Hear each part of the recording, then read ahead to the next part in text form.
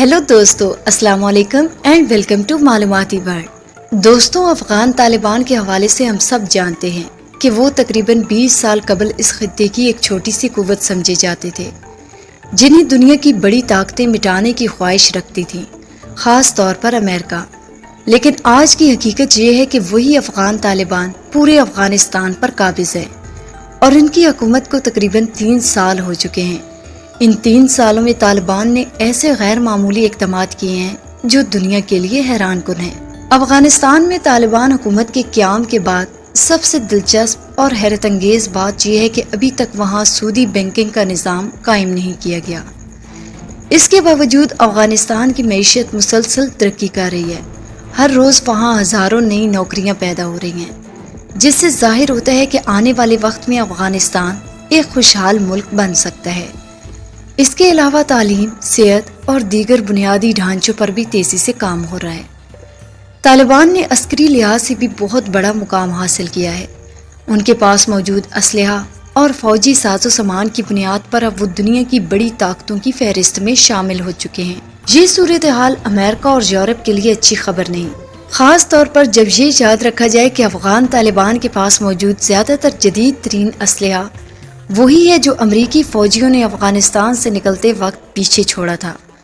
फरवरी 2021 में जब तालिबान ने पूरे अफगानिस्तान पर कब्जा कर लिया तो अमरीकी फ़ौज ने जल्दी में वहाँ से इनखला किया। इसी दौरान तालिबान ने बड़े पैमाने पर अमरीकी और अफगान फ़ौजी असासे कब्जे में ले लिए, जिनमें जदीद राइफलें, मशीन गन्स, टैंक, बख्तर बंद गाड़ियाँ और हेलीकॉप्टर शामिल थे।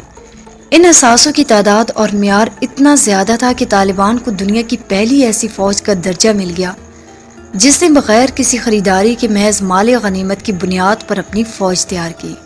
इसके बाद तालिबान ने अफ़गानिस्तान में बड़े पैमाने पर सर्च ऑपरेशन किए और मुख्तलिफ जगहों से अमरीकी और अफ़गान फ़ौजी असासे इकट्ठे किए। इन असासों में जदीद तरीन जासूसी के आलात, स्नाइपर राइफलें, नाइट विजन चश्मे और दीगर जंगी साजो सामान शामिल थे। ये एक लिहाज से न सिर्फ तालिबान की अस्करी फतह थी बल्कि माली गनीमत के लिहाज से भी एक बड़ी कामयाबी थी।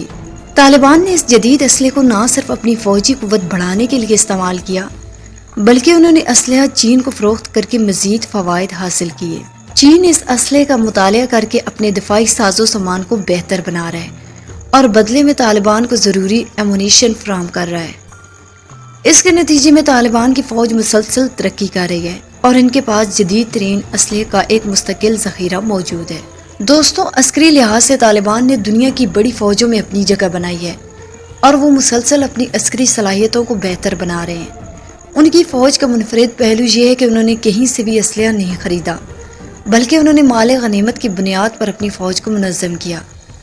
ये कुव्वत न सिर्फ अफ़गान सरहदों के अंदर मजबूत है बल्कि पाकिस्तान और ईरान के साथ कुशीदगी के दौरान भी ये साबित हो चुकी है कि तालिबान के पास असलहे की बड़ी मिकदार और जदीद तरीन जंगी सलाहियतें मौजूद हैं। यही तालिबान है जो कभी रवायती और पुराने असलहे की मदद से लड़ते थे, लेकिन आज के दौर में इनके पास जदीद असलहा और तरबियत मौजूद है जिसकी वजह से वो दुनिया के लिए एक बड़ा चैलेंज बन चुके हैं।